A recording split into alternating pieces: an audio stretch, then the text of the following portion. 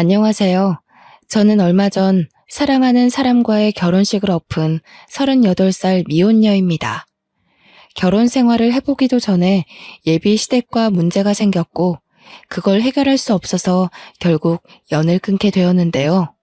구체적으로 따지자면 저와 시댁 문제라기보단 친정 엄마와 예비 시모의 대립 때문이었죠. 이 두 분이 사돈이 되기도 전에 서로 의가상에 돌아설 수밖에 없었던 이유가 솔직히 다소 유치합니다. 여기 사연들을 보니까 훨씬 괴롭고 기상천외한 일들이 많더군요. 제 글이 상대적으로 별일 아닌 것처럼 보일지 모르겠던걸요. 그만큼 사소한 이유로 틀어지게 되었다는 건데요. 저의 황당한 사연 한번 들어보시겠습니까? 저는 제 또래 나이의 예비신랑과 작은 기업에서 평범하게 사랑을 키웠습니다. 사내 연애였다는 거죠. 태생부터 날씬했던 저와 달리 예비신랑은 선천적으로 덩치가 있는 사람이었는데 동그란 덩치와 어울리게 상당히 순둥하고 귀여운 성격을 가지고 있었어요. 제가 빠지게 된 매력 중에 하나였죠. 곰돌이 같은 남자를 좋아한 제게 예비신랑은 안성맞춤이었고 그래서 제가 먼저 접근하여 만나게 된 거예요. 예비신랑은 쑥스러움도 좀 많았는데 적극적인 제 표현을 늘 부끄러워하더라고요. 만나볼수록 사람이 거짓말도 잘 못하고 진정성도 있고요. 제가 좀 더 좋아해서 쫓아다녔던 기억이 여전히 생생하네요. 그만큼 좋아했어요. 결혼을 할 정도로 끌려서 프로포즈도 제가 먼저 했거든요. 솔직히 예비신랑이 좀 소극적인 부분이 있어서 저를 부담스러워할까 싶었는데 다행히 제 프로포즈에 한 번에 응해서 안심했었죠. 우리는 상견례 날짜를 잡기 전 양가 댁에 같이 찾아가 먼저 얼굴을 비출 계획을 짰어요. 그게 예비신랑 제안이었는데요. 우리 집에 먼저 들리자는 예비신랑의 의견을 수용하여 저는 엄마와 날짜를 잡았고 우리 엄마를 만나러 가게 되었습니다. 우리 엄마는 계곡 주변에서 펜션을 운영 중인데 아빠와 일찍부터 사별하여 도시 생활을 정리하고 산 주변으로 빠져나와 살고 있던 중이었거든요. 저도 엄마가 쓸쓸할까봐 같이 살고 있어요. 직장과는 거리가 먼 편이라 교통이 좀 불편하긴 하지만 자차로 1시간 정도는 엄마를 위해서 헌신할 수 있잖아요. 지금은 펜션이 비수기라서 예비신랑과 제가 인사드리러 가기 딱 좋은 시기였죠. 오느라 고생 많았어. 여기 길이 험해서 운전하는데 많이 힘들었지? 어여 앉아. 앉을 데가 마땅치 않네. 바닥에 좀 앉아도 되겠어? 엄마는 예비신랑을 보고 첫인상부터 듬직하다며 아주 좋아해 주셨습니다. 예비신랑도 엄마한테 잘 보이려고 원래 착한 성격을 더 착한 태도로 임하며 엄마 앞에서 바짝 긴장해 있었는데요. 그 모습이 얼마나 또 귀여웠는지 모릅니다. 엄마가 준비해주는 음식으로 간단한 식사를 하는데 예비신랑은 가만히 있지를 못하고 계속 엄마를 돕더군요. 엄마가 가서 앉아 있어도 된다고 했는데도 엄마 뒤를 졸졸 따라다니면서 예쁜 짓을 알아서 잘도 했습니다. 저와 엄마가 보는 눈이 비슷했는지 엄마도 예비신랑이 귀여워 죽는 겁니다. 안절부절하는 예비신랑 모습에 엄마랑 둘이서 얼마나 배꼽 잡고 웃었는지 모릅니다. 그렇게 우리 엄마와 예비신랑과의 첫 만남은 아주 좋았습니다. 예비신랑도 엄마가 많이 웃어주니 좋은 사람 같다며 마음이 편했다고 하더군요. 예비신랑이 예비 처가댁에 보여준 예의에 보답하고 싶어서 저도 예비 시댁을 뵙기 전 엄청 마음의 준비를 하였습니다. 잘 보여야 해서 머리부터 발끝까지 단정하게 풀세팅했고요. 남편에게 미리 시부모님의 정보를 따내 예상치 못한 일이 없도록 대비하려고 노력했죠. 그렇게 시댁을 방문하는 날이 되었을 때였습니다. 그동안 단련했던 마음가짐을 한 번 더 단단히 하며 예비신랑을 따라 집 안으로 들어갔는데요. 예비시댁 식구들을 보고 좀 놀랐던 건 다름 아닌 풍채였습니다. 예비신랑한테 시부모님이 뭘 좋아하고 싫어하는지, 어떤 며느리 타입을 선호하시는지 이런 것만 물어봤지 예비 시부모님 외관에 관해서는 전혀 생각도 못했거든요. 아마 매일 우리 엄마와 함께 지내다 보니 시댁도 우리 엄마 정도의 체격이라고만 생각했던 것 같아요. 일반 사람들 체격이 그러하니까요. 예비 신랑이 저보다 2배 정도 넓고 큰 사람인데 예비 시부뿐만 아니라 예비 시모까지도 예비 신랑과 비스무리한 체형이더군요. 풍채 때문인지 집이 넓은데도 상대적으로 좁고 사람이 더 거대해 보이는 느낌이 있었습니다. 솔직히 속으로는 그 덩치가 주는 압박감에 크게 당황했으나 저는 최대한 티를 내지 않고 밝게 인사를 드렸어요. 그랬더니 예비 시모가 인사는 받아주지도 않고 그저 소파에 앉은 채로만 저를 위아래로 훑고 있는 거 아니겠습니까? 예비 시부가 대신 제 인사를 받아주고 앉으라고 말해줘서 저는 제대로 예비 시모의 눈길을 피할 수 있었습니다.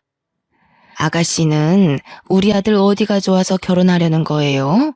혹시 우리 아들이 둔해 보여서 부려먹을 생각으로 결혼하려는 건 아니죠? 저 착한 애 머슴처럼 옆에 끼고 살면서 결혼 생활 편하고 싶은 마음에 이 결혼하려는 거면 잘못 생각한 거라고 말해주고 싶네요. 아닙니다, 어머님. 저 대우 씨랑 결혼하는 거 그런 이유 아니에요. 솔직히 제가 더 좋아해서 남편한테 매달리는 실정이에요. 오해 없으셨으면 좋겠어요. 그건 결혼해봐야 알지. 입에 발린 말을 누가 못하겠어요? 그런데 아가씨 몸집으로 우리 대우 밥이나 차려줄 수 있을지 모르겠네요. 애 낳아서 키울 체력은 되려나? 어디 건강에 하자 있는 건 아니죠? 자, 그런 건 나중에 결혼해서 상의하면 될 일이고 애들 저녁 시간 맞춰서 왔는데 밥은 먹어야지. 식사 준비 다 해놨거든. 이쪽으로 오너라. 예비 시모는 제가 그냥 마음에 안 나봅니다. 끝까지 인사도 받아주지 않고 다짜고짜 하는 첫 대화가 저런 식이라 저는 또 당황할 수밖에 없었어요. 예비 신랑한테 왜 예비 시댁 성격을 묻는 걸 깜빡했는지 모르겠네요. 옆에서 예비 시부가 예비 시모를 말렸기에 망정이지 그 뒤로도 예비 시모는 몇 번이나 저를 못마땅해 하는 말들을 툭툭 던지더라고요. 제가 한마디 하면 수십 마디의 툴툴거림이 돌아오니 마음 놓고 애교를 부릴 수도 없고 잘 보이려고 연습한 갖가지 질문들도 대거 속으로 삼켜야 했죠. 좀 많이 가시방석이더군요. 그런데 웬만하면 제가 마음에 안 들어도 그걸 이렇게까지 티내야 하는 걸까요? 시댁 인사는 처음이라 잘 모르는데 다른 집도 인사 가면 시댁에서 이 정도로 솔직하게 티를 내는지가 궁금하더라고요. 보통은 그 상대가 자리를 비우거나 없으면 뒷담을 하지 않나 싶었어요. 어쨌든 그날의 식사 자리가 아주 힘들었다는 겁니다. 한 3시간 정도 있었던 것 같은데 기가 너무 빨린 채 집을 나왔어요. 그래도 다행인 건 예비 시모의 눈초리에도 제가 정말 많이 애써서 일부러 더 밝고 에너지 있게 그리고 예의 차려서 한결같이 행동했거든요. 그랬더니 예비 시모의 경계가 조금 풀린 게 느껴지더군요. 집을 나서기 전에 작별 인사를 하는데 예비 시모가 운전 조심하라고 인사를 해주길래 그제야 저는 긴장했던 마음이 씻은 듯 내려갔습니다. 본래 성격이 좀 퉁명스러운 편이신 것 같더라고요. 자기 아들의 배우자가 될 사람을 보는 거라서 저렇게 나를 세운 거라고 봐요. 예비 신랑은 그날 저를 집에 데려다 주면서 엄청 사과를 하더라고요. 식사하는 내내 눈치를 보더니 자기 엄마 성격을 말 못해준 게 미안해서 그랬나 봅니다. 그러면서 하는 말이 우리 엄마가 원래 뭐든 좀 부정적으로 생각해. 다 의심하고 불평하고 좀 그래. 미안해. 미리 말해줬어야 했는데. 당황스러웠지? 너무 상처받지는 말았으면 좋겠어. 엄마가 말을 예쁘게 못해서 그렇지. 계속 지내다 보면 자기한테도 시엄마로서 잘할 거야. 괜찮다니까 그러네. 이런 사람들 있으면 저런 사람들도 있는 거지. 나도 직장 생활 해봐서 알잖아. 그런 분들은 자기도 모르게 나오는 행동들이라서 다 이해해. 어머님도 본래 그런 분은 아니신 것 같던데. 우리 나올 때 인사 받아주는 거 못 봤어? 이런 식으로 차근차근 풀어가면 될 거야. 저와 예비 신랑은 끼리끼리 만난다는 말을 많이 들었는데요. 예비 신랑 인품이 순둥한 것처럼 저 또한 배려심 깊고 마음 따뜻하다는 칭찬 많이 들었어요.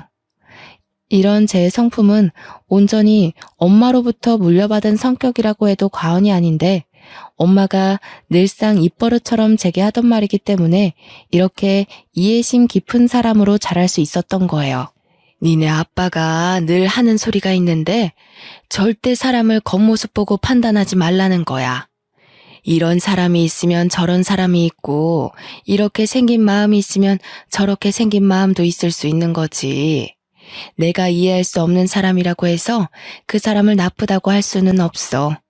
세상에서 제일 나쁜 사람이 어떤 사람인 줄 아니? 나의 소중한 것을 함부로 여기는 사람. 아빠라는 사람은 제가 너무 어릴 때 돌아가셔서 어떤 사람인지 잘 몰라요. 늘 엄마 입으로 들어서 아빠는 이런 사람이구나 하고 이미지를 상상했을 뿐이었죠. 제 생각이 맞다면 아마 아빠도 엄마처럼 좋은 사람이었을 거라고 봅니다. 양가 댁을 다녀오고 난 후 바로 다음 달 저희는 상견례를 잡기로 했습니다. 어차피 결혼식은 연말이었고 다른 준비는 차차 하면 되었거든요. 어른들께 인사드리는 건 최대한 빨리 하는 게 예의라고 보고 서로 날짜 되는 날을 찾다 보니 다음 달이 가장 빨랐죠. 저희는 양가 부모님께 약속 정보를 알려드린 후 분위기 괜찮은 일식집에서 상견례를 하게 되었습니다. 저희 엄마는 펜션을 운영하기 때문에 평소 편한 옷차림만 즐겨 입었는데 이번에 상견례를 위해 제가 옷 한 벌 맞춰줬는데요. 엄마랑 같이 손수 백화점까지 가서 구매한 브랜드 옷인데 그 옷을 입어봤을 때 직원들이 저희 엄마 보고 모델 같다고 너무 날씬하고 예쁘다고 엄청 칭찬해 주더라고요. 제가 봐도 엄마는 참 곱게 나이가 드셨어요. 험한 펜션 일을 하는데도 피부가 고우시고 주름도 나이에 비해 적었거든요. 외가 쪽이 대부분 다 피지컬이 좋은데 이런 것도 유전인가 봐요. 저도 엄마를 닮아 옷에 좋다는 소리는 좀 듣고 살았답니다. 엄마는 오랜만에 걸쳐보는 예쁜 옷을 입고 좋아라 했어요.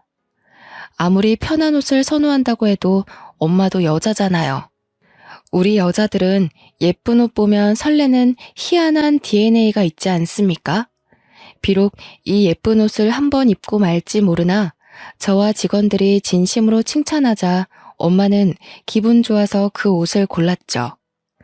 칭찬받는 걸 쑥스러워하는 엄마가 문득 소녀같이 예뻐서 저까지 기분이 좋았던 쇼핑이었습니다. 예비 시댁의 경우도 저희와 비슷한 형편으로 평범하게 산다고 들었는데요. 그날 상견례 자리에서 본 예비 시모의 모습을 아직도 잊을 수가 없어요.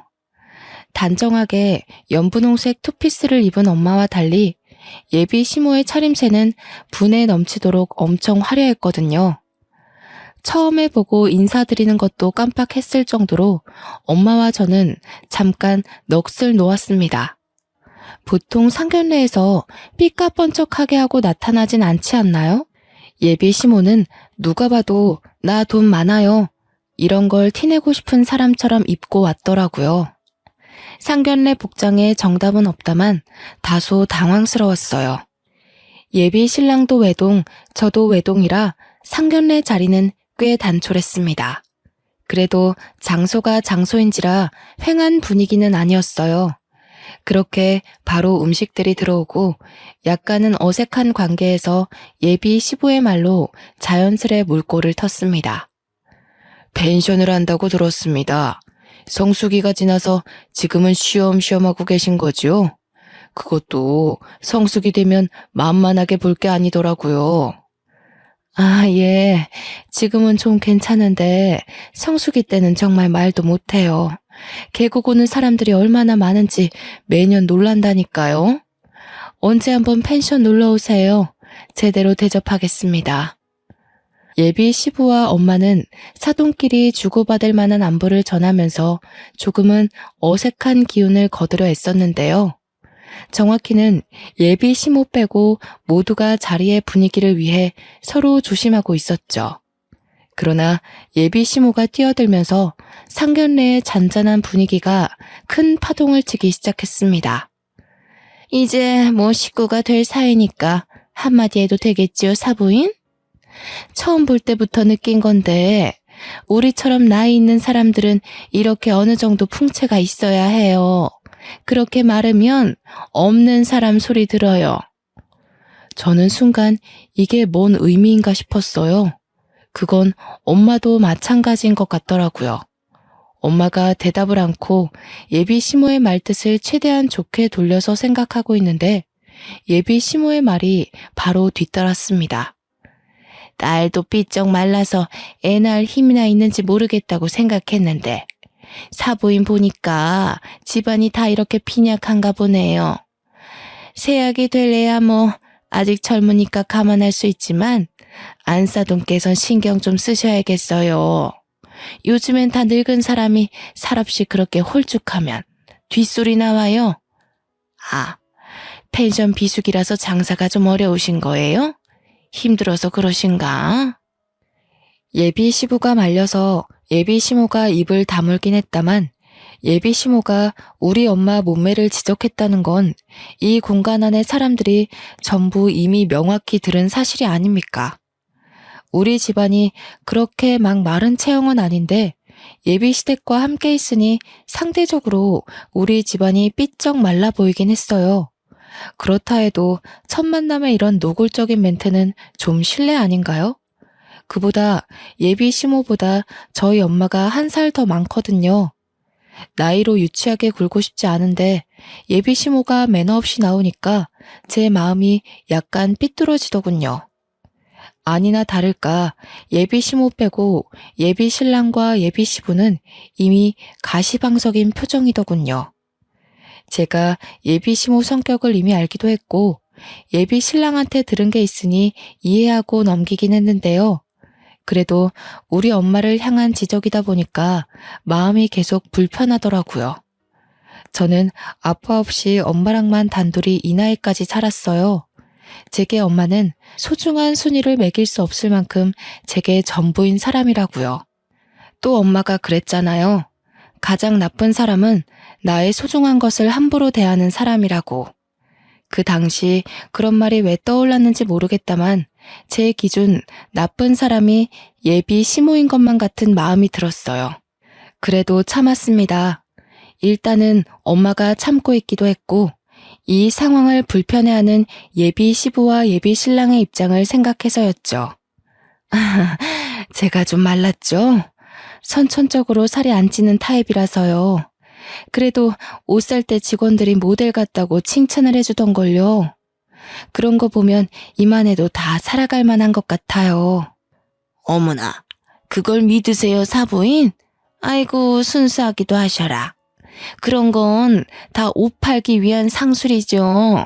자기네들 매출 올려야 되는데 사부인 보고 어머님 같은 분들은 삐쩍 꼴아서 옷태가 안 나요. 라고 어떻게 말하겠어요? 전혀 웃기지도 않은데 예비 시모가 혼자서만 홍홍거리며 웃는 겁니다.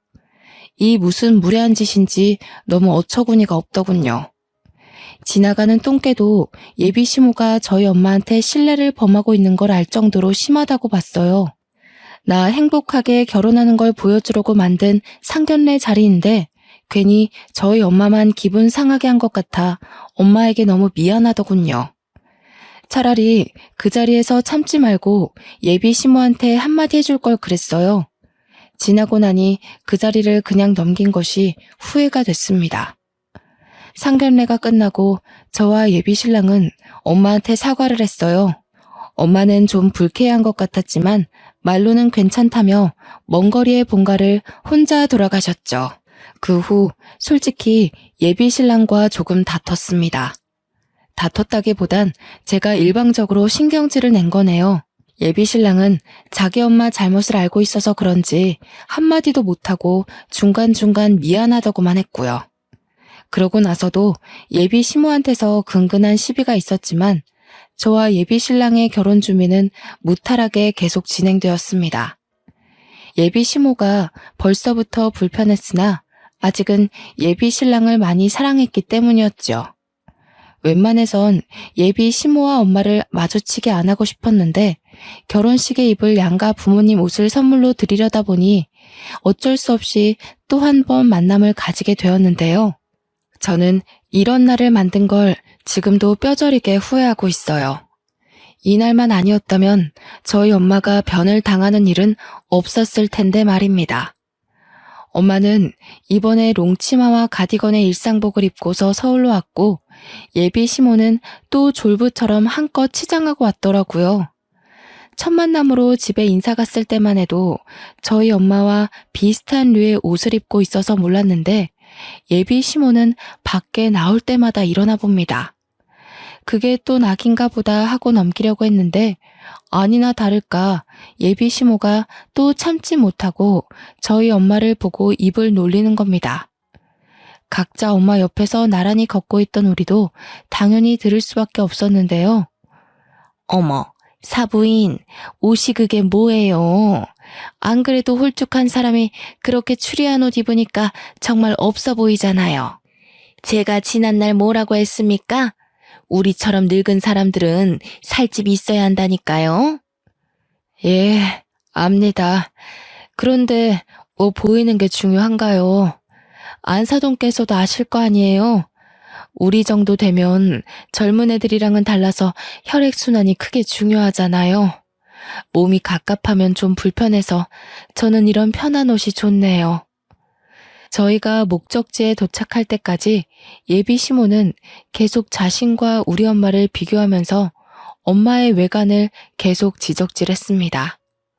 그걸 듣고만 있는데 한 번씩 화가 나더라고요.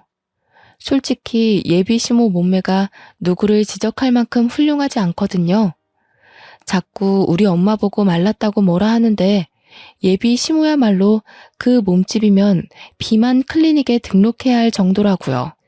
저와 엄마는 일이 커질까봐 참고 있는 거지 절대 예비 시모의 말이 맞아서가 아닌데 예비 시모는 끝을 모르고 자꾸 자기 몸매를 내세우기만 했어요.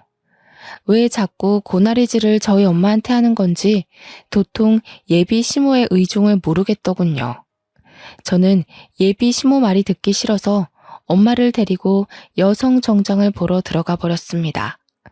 직원의 안내를 받고 엄마는 옷을 입어보기 시작했는데 예비 시모랑 예비 신랑이 멀찍이서 옷을 둘러보기만 하며 궁시렁대고 있더라고요. 엄마가 피팅룸에 있는 참에 저는 둘에게 다가갔죠. 어머님, 옷 좀 골라보셨어요? 어머님도 하나 골라서 디자인 한번 맞춰보세요. 저쪽에 거울 있거든요. 마음에 드시는 거 몇 개 골라주시면 저희가 봐드릴게요. 안 그래도 말할 참이었는데 요새 누가 이런 걸 입니? 촌스럽게. 이런 거 다 옛날식이야. 어쩜 이렇게 입고 싶은 스타일이 하나도 없을까? 보기 좋게 한복이나 한 벌 맞추면 될 걸 무슨 정장을 입는다고 유난인지 모르겠네. 너희 엄마는 정장이 좋다니? 한복을 입어야 삐쩍 마른 몸이 좀 가려질 텐데. 예비 시모야말로 한복으로 몸매를 가리고 싶었던 게 아닐까요? 입고 싶은 스타일이 없는 게 아니라 입을 수 있는 스타일이 없는 거 아닐까요? 저는 알고 있었어요. 예비 시모 사이즈를 맞추려면 어딜 가나 맞춤 정장을 해야 한다는 걸. 어쩔 수 없으니 그렇게 해줄 생각이었는데 예비 시모는 자꾸 다른 데 가보자고 하더라고요. 한복 매장 없냐면서요. 그래도 한 번 더 꼼꼼히 골라보라고 겨우 어르고 달래고 있었는데 마침 저희 엄마가 피팅룸에서 나왔더군요. 직원들이 먼저 보고 난리가 난 바람에 저희도 다 돌아보게 되었어요. 어머님, 완전 모델이세요. 비율 너무 좋으십니다. 어머님 나이에 이런 세련된 감각 소화하기 쉽지 않은데 어쩜 이렇게 오태가 좋으세요? 정장 계통에서 딱 원하는 비율이세요. 멀리 있는데도 저희 엄마를 향한 이런저런 칭찬이 자자하더군요. 저도 어디 가서 오태 좋다고 칭찬은 들어봤는데 저런 식으로 직원들이 한꺼번에 모여 칭찬을 하는 경우는 처음 봤습니다. 저도 당황스러웠는데 같이 있던 예비 시모는 오죽했을까요?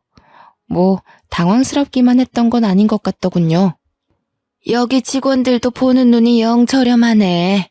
모델은 무슨 딱 봐도 상술이구만. 네 엄마 아직 멀었다 얘. 내가 그렇게 조언을 해주면 뭐하니? 저런 가벼운 상술에 또 좋다고 넘어가고 있는데. 그만 다른 데 가보자 아들. 그런데 예비 신랑도 하얀 정장 입고 있는 우리 엄마 보면서 깜짝 놀라느라 자기 엄마의 말을 못 들었던 겁니다. 저는 예비 신랑의 이런 솔직하고 순수한 면이 좋았거든요. 이런 성격이 가족이라고 예외는 아닌가 봅니다. 어머님 진짜 아름다우시다. 자기가 어머님 닮아서 날씬하고 예쁘구나. 나 저렇게 고운 분 처음 봤어. 옷이 날개라더니 어머님 같은 분이 걸치니까 완전 소녀 같네. 예비 신랑의 순수한 표현이 너무 진심으로 와닿아서 저는 웃음이 터져버렸습니다. 그런데 예비 시모는 아들마저 저희 엄마를 칭찬하니 더 화가 났는지 다짜고짜 그 큰 덩치로 옷 사이를 헤집고서 저희 엄마한테 가더라고요. 느닷없이 주위의 직원들을 밀어내더니 언성을 높였습니다. 사부인, 나니까 솔직하게 말해주는 건데 정말 빈티나 보이니까 빨리 벗어요. 이렇게 나갔다간 누가 흉 볼까봐 겁나네. 내가 옷 파는 사람들 믿지 말라고 했죠? 얼른 나와요. 한복 보러 가게. 네? 다들 예쁘다고 하는데 왜 그러세요? 안사돈, 저는 이 옷이 너무 마음에 드는데요. 안사돈은 한복으로 하세요. 저는 다른 색상도 몇 개 입어보고 정장으로 할까 싶네요. 못 산다 못 살아. 제가 이런 거 다 상술이라고 했잖아요. 다 큰 어른이 그런 말도 못 거르고 어떻게 살아왔대요? 멀리서 애들이랑 지켜보는데 애들이 차마 말을 못하는 것 같길래 제가 나서서 알려주는 거라고요. 얼른 갈아입고 나와요. 이봐요 안사돈. 적당히 하세요. 차라리 질투가 나면 난다고 얘기를 해요. 안사돈께서 덩치가 크시니까 제 옆에 있을 때 상대적으로 더 거인 같아 보여서 이러시는 거 아닙니까? 저도 사람 볼 줄 아는데요. 부러워도 부럽다고 말 못하는 사람들이 딱 이럽디다. 다 늙은 사람이 유치하게 아직도 이런 걸로 시기를 해요? 뭐라고요? 거인? 무슨 그런 막말을 하시는 거예요? 빈약해서 병자 같은 게 뭐 예쁘다고 제가 부러워하겠어요. 착각도 유분수지. 내 어이가 없어서 정말. 아무리 그래도 우리 이제 2번밖에 안 본 사이인데 무례가 심하네요, 사부인. 제가 하고 싶은 소리네요. 서로 조심해야 할 사이에 왜 이렇게 선없이 구세요? 왜요? 안사돈은 어디 가서 오태 난다는 소리 못 들어봤는데 이런 거 처음 봐서 신기해요? 제발 저까지 유치해지게 만들지 마세요. 어머, 본색 드러내는 것 좀 봐. 살집 없어서 쭈글쭈글해질 사람 신기하고 말고 할 게 뭐 있다고. 그리고 제가 언제 선 없이 굴었나요? 사부인이 선이 없는 거겠죠. 말이 아다르고 어다르다고 저는 조언을 한 거고 사부인은 저를 모욕한 거지요. 알았어. 확실히 덩치 때문에 목청도 크네. 공공장소니까 직원들 곤란하게 하지 말고 소란 그만 피웁시다.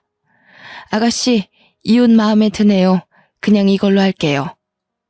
엄마가 예비 시모를 무시하며 직원에게로 말을 돌리는데 일이 거기서 멈췄다면 우리 결혼이 말아먹진 않았을까요? 예비 시모는 쪽팔렸던 건지 억울했던 건지 얼굴을 확 붉히면서 자기를 돌아선 엄마의 어깨를 밀어버렸습니다. 말 그대로 말라서 힘이 없던 저희 엄마는 그 큰 덩치가 주는 파워에 못 이겨 휘청하고 엉덩방아를 찢고 말았죠. 제가 봐도 너무 사정없이 넘어가 버린 모양새였죠. 너무 놀랐던 저는 급하게 쫓아갔고 뒤따라온 예비 신랑도 예비 시모를 말렸어요. 저희 엄마는 넘어진 부위가 아픈지 몇 번을 앓다가 얼굴이 빨개져서 이게 뭐 하는 짓이냐고 소리를 질렀는데요. 거기다 대고 예비 시모가 하는 말이 참 기가 막히더군요. 아이고 꽃이네. 그렇게 말라깽이처럼 삐쩍 마르니까 중심도 제대로 못 잡고 넘어지는 거예요. 좀만 더 나이 먹으면 걸어 다닐 수는 있겠어요? 나중에 10년 있다가는 요양병원에서 휠체어나 타셔야겠는데? 옷이 이쁘면 뭐하나? 사람이 다리도 튼튼하고 체격이 있어야지. 다친 사람 앞에서 저런 말을 할 수 있다는 게 저는 무척 충격이더라고요. 심지어 지금 예비 신부는 가해자예요. 그런데 끝까지 자기 잘못을 자각하지 못하고 엄마를 계속 지적하네요. 직원들도 이런 상황을 처음 봤는지 충격으로 놀라서 말을 잃은 것 같더군요. 모두가 나서서 급하게 저희 엄마를 부축해 주는데 엄마 상태가 생각보다 많이 안 좋아 보였습니다. 평소에 남의 도움받는 걸 마다할 만큼 씩씩한 엄마가 중심을 못 잡고 안 되겠다며 다시 주저앉아 버리더라고요. 꼬리뼈랑 허리가 너무 아프다고 하는데 다리에 힘이 쫙 빠져서 나중에는 앉아있는 것도 못하고 들어 누우셨습니다.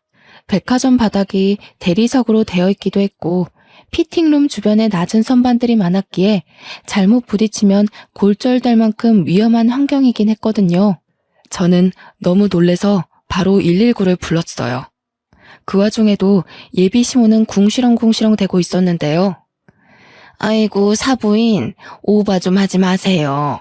그런 방법으로 나 한번 이겨 먹어보겠다고 그러는 것 같은데 산구석에서만 살아서 잘 모르나 봐요. 그런 것도 다 옛날 식이에요. 좀 그만하세요, 어머님. 사람 다쳤는데 그런 식으로밖에 말씀 못하세요? 어머님 때문에 저희 엄마 다친 거잖아요. 어머님 덩치가 그렇게 사정없이 밀어버리면 세상 어느 사람이 안 다치겠어요? 도무지 참을 수 없어서 저 한마디 했거든요. 예비 신모가 제 버르장머리까지 논하면서 뒷목을 잡더군요. 그때 머지않아 구급대원 들어와서 엄마를 살피며 들것에 실었어요. 함께 있던 예비 신랑은 얼굴이 새하얗게 질리더니 지 엄마 등짝을 퍽퍽 때리는 겁니다. 예비 신모도 그때는 조금 큰일인가 싶었는지 구급대원한테 뭐냐고 진짜 다친 거냐고 슬쩍 묻는 겁니다. 저는 따라오겠다는 예비 신랑한테 화를 내면서 너네 엄마나 챙겨서 집에 가라고 해버렸습니다. 그렇게 근처 대학병원 응급실에 급하게 왔는데요. 엑스레이랑 간단한 검사를 마치고 의사를 대면했는데 의사가 꼬리뼈 골절이라고 하네요. 근육도 놀래서 이완주사랑 함께 약도 처방해주고 통증도 심할 테니 입원하고 누워만 있는 게 좋겠다고 해서 당일 입원 수속도 밟았습니다. 그리고 정신없어서 몰랐는데 엄마 머리까지 혹이 생겼더라고요. 아마 넘어질 때 머리도 부딪힌 것 같았어요. 그래서 추가로 MRI 검사까지 마쳤습니다.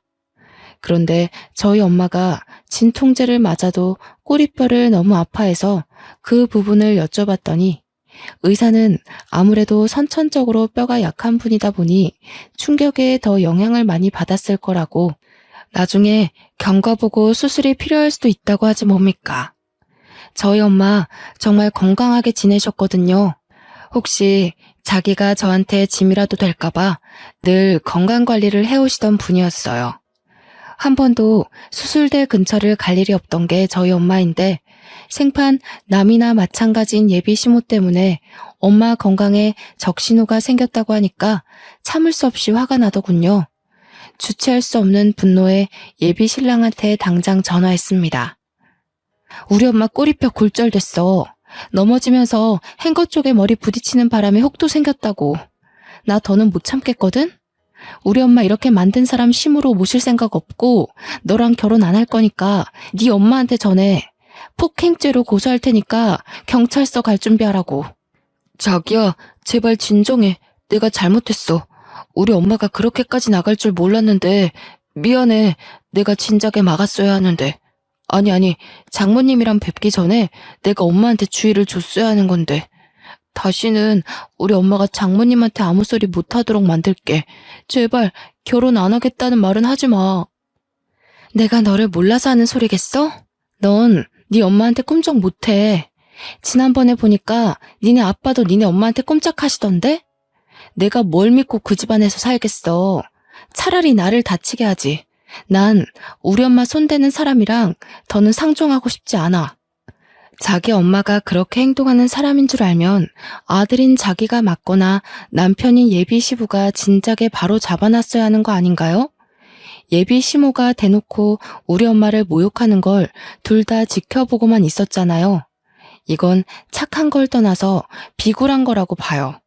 저딴 식으로 남들한테 피해주면서 자기 자존심 세우는 인간 말종인 아줌마나 그걸 말리지 못해 전전긍긍하며 기죽어 사는 남편이나 그걸 그대로 보고 자랐을 아들이나 다 결국엔 같은 근본일 거란 생각이 들더군요. 저도 저지만 저희 엄마를 저런 집안과 사돈 맺게 할 수 없었습니다. 저는 엄마한테 쉬고 있으라고 한 뒤 백화점에 찾아가서 아까 매장 CCTV 영상 좀 보여달라고 했어요. 마침 사각지대도 아니었고 백화점이라서 CCTV 구도가 다방면으로 잘 되어 있더라고요. 그 화면에는 예비 시모가 우리 엄마 어깨를 밀어버린 게 적나라하게 나와 있었고 저는 그대로 휴대폰으로 찍어서 경찰서에 신고해버렸습니다. 폭행죄로 신고했더니 예비 시모는 조사받는 중이고 함께 따라온 예비 신랑은 저를 보자마자 무릎 꿇고 사정을 하기 시작하더군요. 자기야, 내가 이렇게 빌게. 제발 우리 엄마 좀 살려줘. 내가 평생 장모님 모시면서 효도할게. 우리 결혼하면 친정 가서 지내자. 응? 한 번만 더 장모님 소리 하기만 해봐.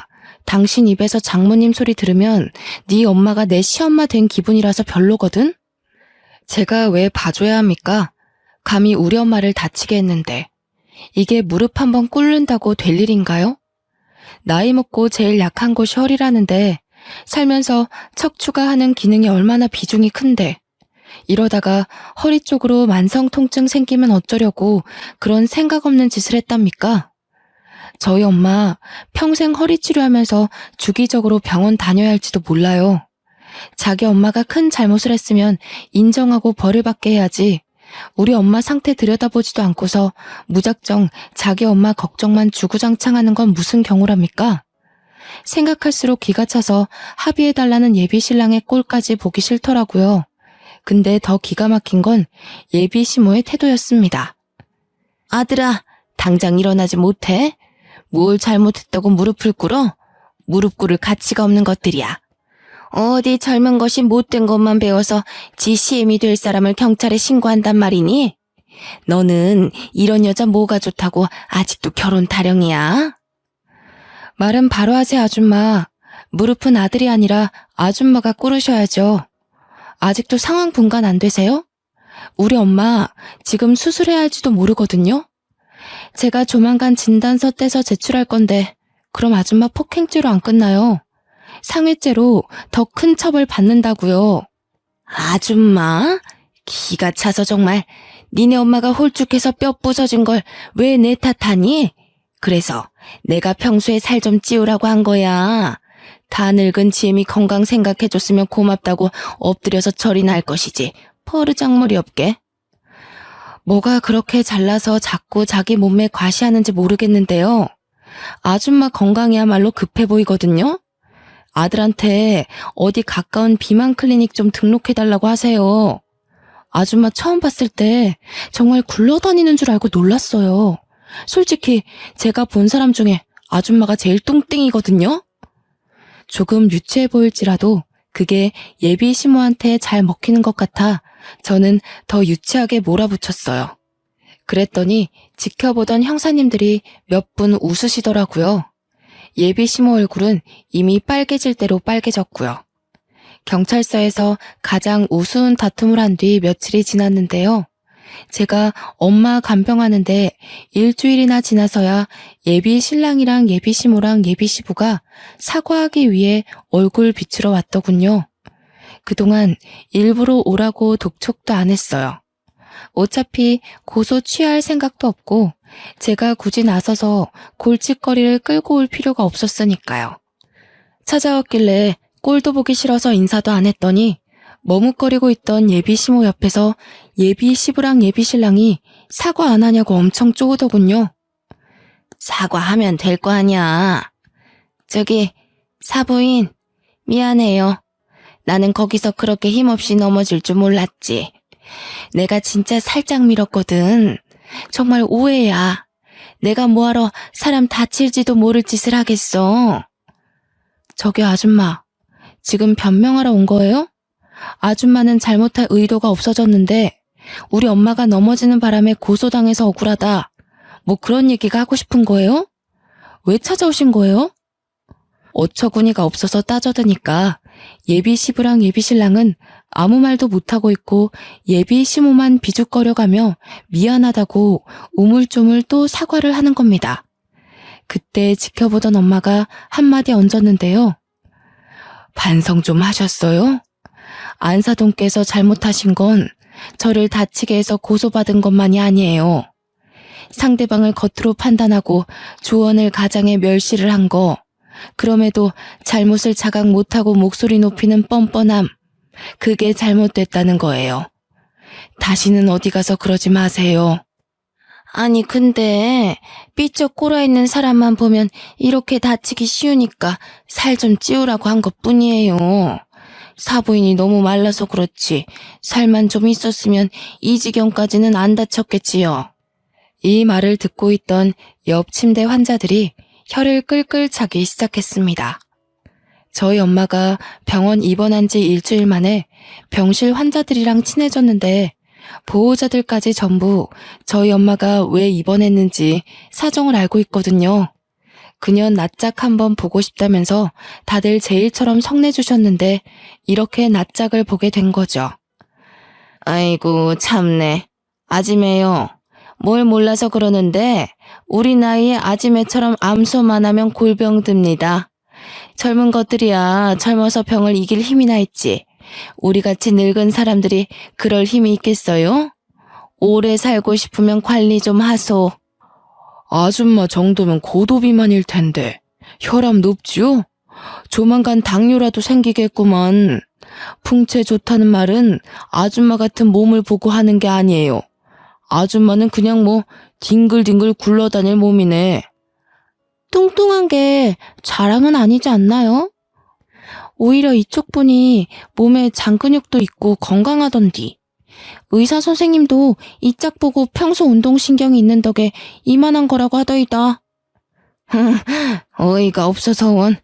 무슨 운동신경이요? 말라 비틀어진 인형같이 쓰러지더니만 참나 웃겨. 아직 상황 파악이 안 되시나 본데 세 분 다 무릎 꿇고 사정해도 모자라요. 형사 고소 들어갔다면서요? 합의 안 되면 벌금 많이 물 텐데.